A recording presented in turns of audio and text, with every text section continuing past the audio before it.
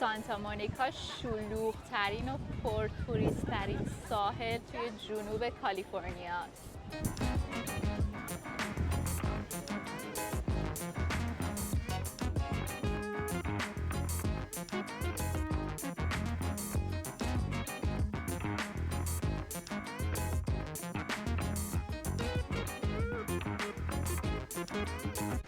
فیلم های فارست گامپ، بیواچ و آیرون من هم توی همین پیر فیلم برداری شدن.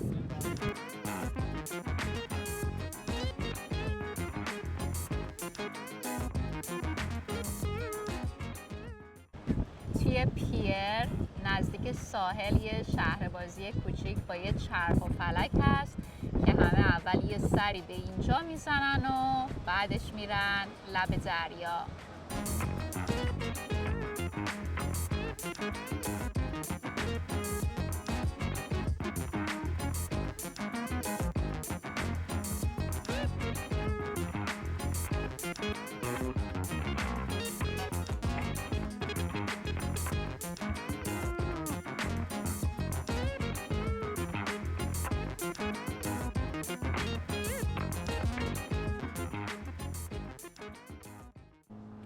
ابوسکینی یه خیابون پر از بوتیک‌های بوهو، گالری‌های نقاشی و رستوران‌های رنگ و رنگه.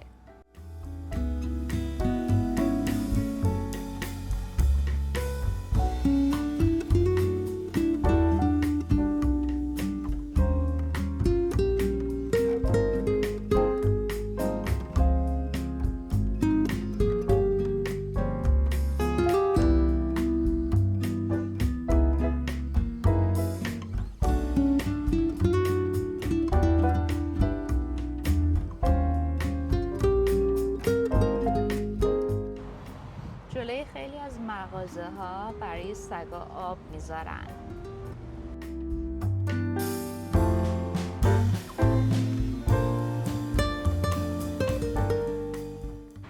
ابوسکینی کسی که این خیابون رو درست کرد میخواست ورژن آمریکایی ونیز ایتالیا رو توی این شهر یعنی لس آنجلس درست کنه.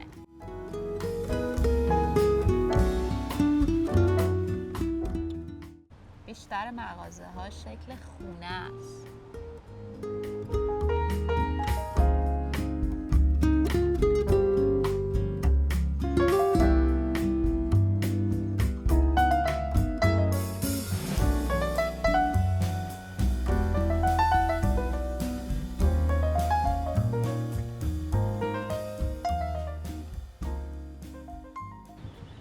چقدر دکورش بامزه و عجیبه.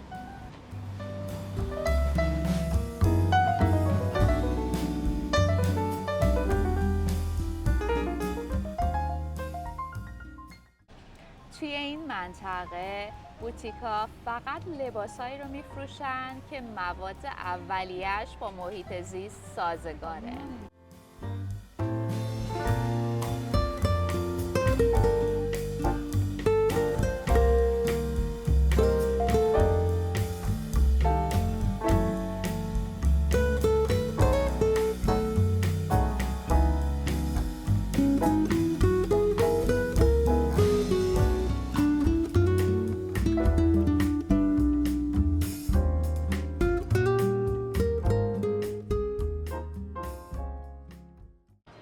رستوران‌های این منطقه هم فقط غذاهای سالم و ارگانیک سرو میکنن. بهترین جا برای اینکه غذا بخوریم.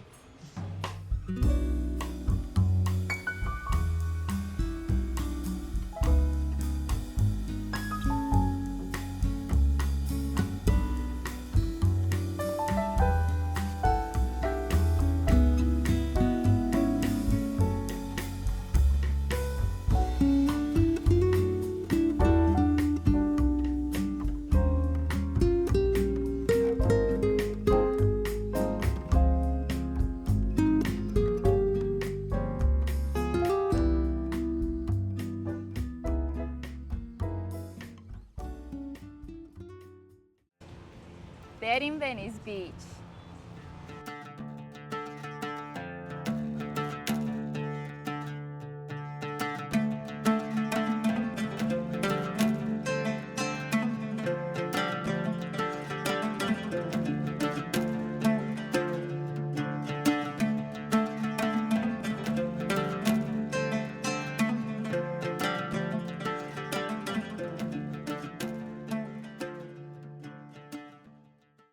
در امتداد ساحل یه خیابون طول و درازه که تقریباً 3 کیلومتره، پر از دست فروش و فالگیر و خواننده‌های خیابونی و موزیک زنده. وایبش خیلی جذابه که پیاده روی کنی و آدما رو تماشا کنی.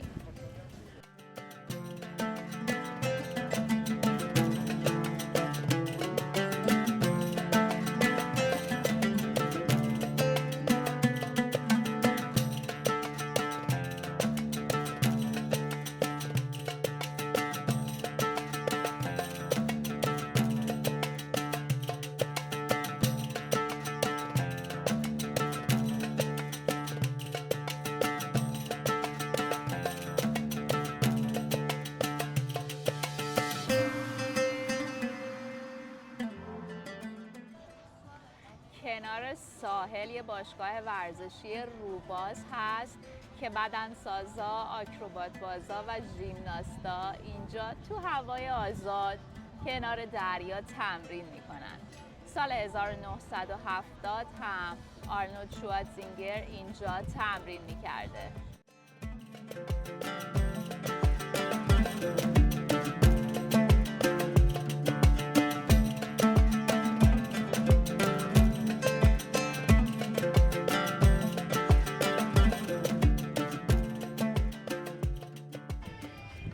اینجا مخصوص اسکیت بازاست. هر کس کفش مخصوص به خودش رو میاره، تمرین میکنن یا با هم مسابقه میذارن.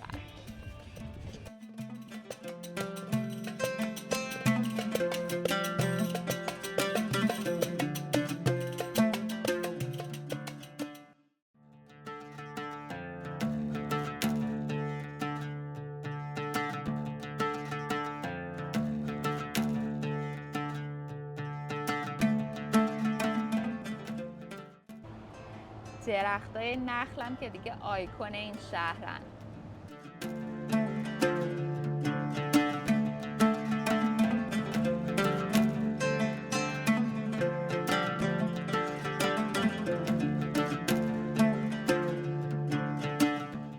از کنار ساحل یه مسیر دوچرخه سواری هست که تقریباً 35 کیلومتره. غرب لس آنجلس رو به جنوبش وصل میکنه.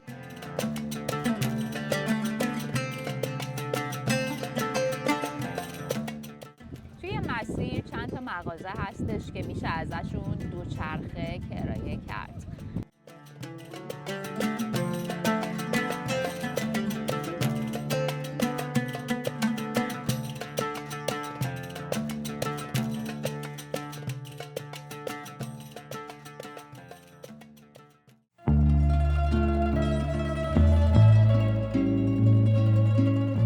کانال‌های ونیز هم از ونیز ایتالیا الهام گرفته شدن.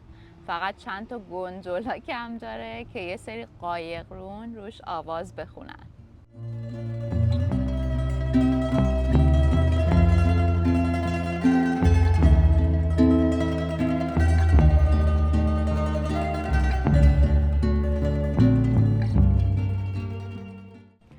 ابوتکینی سال 1905 این کانال ها رو ساخت که تقریباً 10 کیلومتر از هر 4 طرف ادامه داره. 15 سال بعد خیلی از قسمت هاش رو خراب کردن تا به جاش خیابون بسازن. اما این چیزی هم که باقی مونده هنوز حال و هوای ونیز و ایتالیا رو منتقل میکنه.